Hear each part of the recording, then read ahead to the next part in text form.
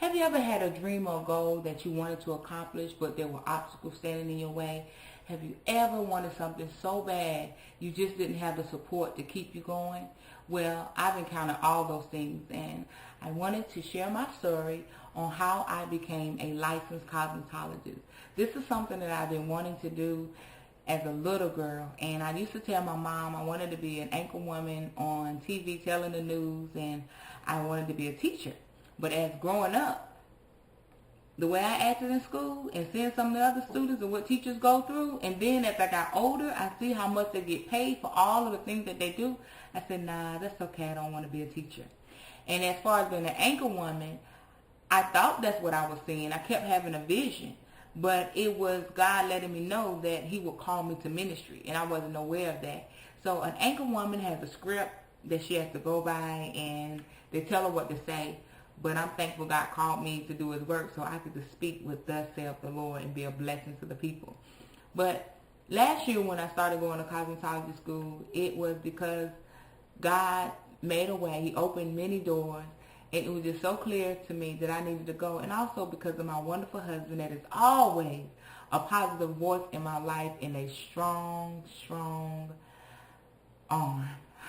I know I talk about him a lot, but he has really made a great impact in my life. And, you know, they say beside every great man stands a great woman, but beside every great woman stands a great man. And I am grateful that God has given me a great man that keeps me encouraged and always lets me know that I can do it no matter what. But I had many obstacles at the beginning of my studies. I got sick. I ended up in the hospital, and I almost failed because of my attendance. But I got in there. I was determined. I said, no, the devil's a liar. I'm not going to come this far and allow him to snatch this from me. So I talked with my director, and I talked with my teachers, and I got the necessary paperwork and did what I had to do to cover my hours so that I can keep going. And along the way, me and my teachers would bump heads. That was something else I had to get through. But we made it through that, and not to mention all the snow that's in Erie, Pennsylvania. I am from North Carolina. All the snow, it would be times I would just cry, and it would be so cold and trying to go to school. And here, they do not stop. The snow could be coming down 100 miles a minute. They will keep going to school. They will keep going to work. They do not stop. The snow clouds just come by, put salt on the road, and you're on your way. So it's no excuse why you can't be at work or school. So I made it through that. Thank God for that. And also, at the end of my term, I got sick again. And I was determined. And I said, you know what? No matter what, I am going to finish. I am just weeks away from completing this program. And I did it. December the 23rd, 2010. And 2 days ago, I took the first part of my boards. You know, you take state boards. There's a practical part where you do the actual hands-on, and then there's a theory part where you actually do the test. But the one thing I was worried about was the theory. I got through that, and I was shaking the whole time. My teacher would tell us about it, and we would be studying and practicing mock boards at school. I said, oh, I'm so scared. But when I got there, I had prayer covering me, the women of the ministry that covered me, that encouraged me. And then I said, you know what? I'm going in there with confidence. I'm 36 years old. If I don't do it, I don't think I ever do it. I've come through childbirth. I've come through a divorce. I've come through a lot of things. This is nothing. So I came in with a positive attitude, positive thinking, calm, relaxed, and I got through it. So I'm waiting on my test results, and I know it's going to be a good report. But I just wanted to share my dream with someone out there that may be watching. You can do it. It doesn't matter how old you are. As long as there's breath in your body, you can accomplish that dream and that goal. But the one thing that you must do, stop dreaming. Wake up and pursue it. The dream is over. Put it into action. The Bible says faith without works is dead. If you do not put it into action, you will never see that thing come to fruition. So that is how I made it through. And I am a living witness that God will make a way out of no way.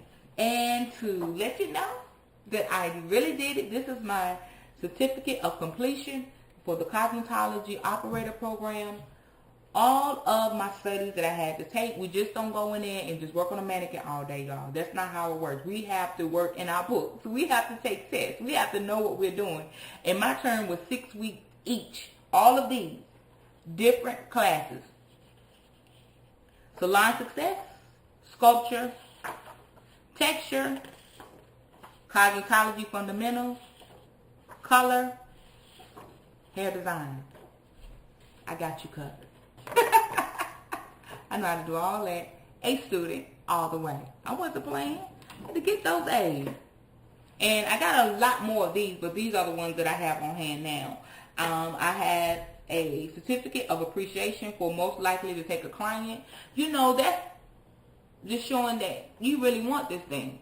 When somebody came in and they didn't have anybody to work on them, I was like, yeah, I'll do it. Even if I didn't, know if I could do it or if it was challenging, I did it because I wanted that experience. I wanted those skills. I wanted it bad. And this one, oh my goodness, it really touched my heart because I strive for this all the time. And that was most professional. I made sure I was dressed in my attire. I made sure my hair was nice, and with the way I carried myself, my conversation with my clients. And when my teachers gave me this, and I actually got these 2 certificates when I completed. You get one every term, whatever they want to recognize you for. This really, really touched me. I did get one for most positive, best use of downtime. That was something really special to me because I always wanted to find myself busy. You just can't go in there and when you have extra time, don't do anything. So what I'm saying through all of that is do what it takes. Be the best at it and try not to. And the best advice that I can give you is pursue what you want to do. Don't try to be pleasing to others. Don't try to pursue the dreams that your parents wanted to live out through you. And a lot of adults are going through, a lot of children are going through that. Their parents wanted to live out a dream in them that they didn't get to accomplish. We have to be careful that we don't do that to our own children. But you got to do what will make you happy. If God put it in your heart, that is something that He wants to do, and He will bless you once you pursue it. The finances will be there. The support will be there. The encouragement will be there. Everything that you need will be there to pursue that dream or that goal. That's my words of encouragement.